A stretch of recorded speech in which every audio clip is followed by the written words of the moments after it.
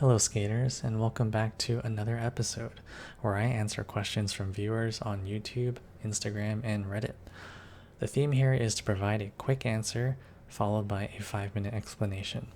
Today's video is dedicated to Asinhanner Mar W of Reddit. He or she asks, quote, "How do you deal with steep, narrow hills? Repeated power slides?" End quote. The philosophical answer has 3 parts. Know your limits. Don't allow yourself to go any faster than you can handle. Always anticipate your braking distance. The quick answer: T-stops, no matter the slope. To be more specific on narrow roads and doing an absolute stop, do a power slide where you turn around first and then stick your leading skate out to slide. So first I'm going to explain my philosophical answer. You need to know your limits. If you go faster than you can handle, all it takes is one wrong move and you'll be forced to keep going at that speed or risk attempting to brake at an uncomfortable speed. I would never put myself in a position that would put my life or others in danger. It's not just about me falling and getting hurt. If I go down on the streets, I could slide into traffic and cause an accident. For that reason, I limit myself to a certain speed, both for safety and for my own personal comfort level. If I accelerate into a speed that I do not feel comfortable, the first thing I do is T-stop. A T-stop can be done with various amounts of force. I don't just drag my foot behind me, I actively use my muscles to push down into the ground to apply a more effective brake. My number one tip for active T-stops is to use your ankle muscle as you do T-stops. If I do not use my ankle muscle to do what is called foot inversion, then I will rely on the ligaments in my ankles.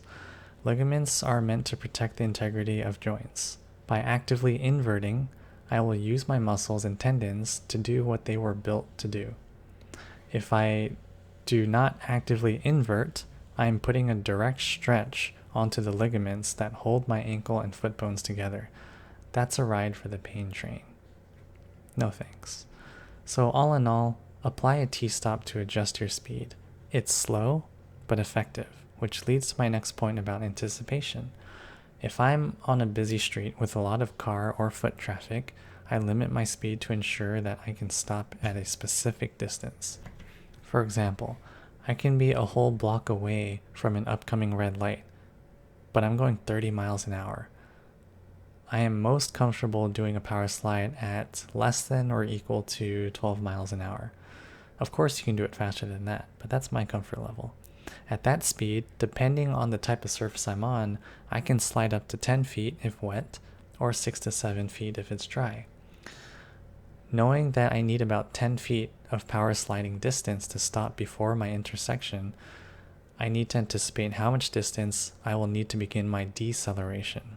Slowing down early is always the smartest because I can always speed up when I want to. But slowing down too late, it's obvious what can happen.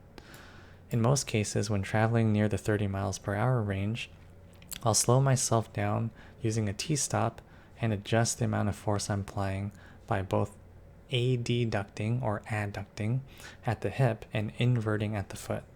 In my older videos of the Friday Night Skate, you can see me going down a few hills where I periodically do mini power slides to slow down. Technically it's called a soul slide in slalom because I don't turn my back skate. I do that mostly for fun. The risk is too high to do it at high speeds. But for serious braking, it's the T-stop and power slide. There are other braking methods out there, such as doing a pizza, which is something one would do when skiing, or a magic slide. But as a kinesiologist, those methods of stopping are not good anatomically to do repeatedly because it encourages knee valgus. For other popular ones, such as the parallel slide, I'm not skilled enough to do it successfully in succession, so the risk is too high for me. The power slide may have less stopping power, but it is the most consistent, safe, and anatomically sound stopping method. Now let's talk narrow.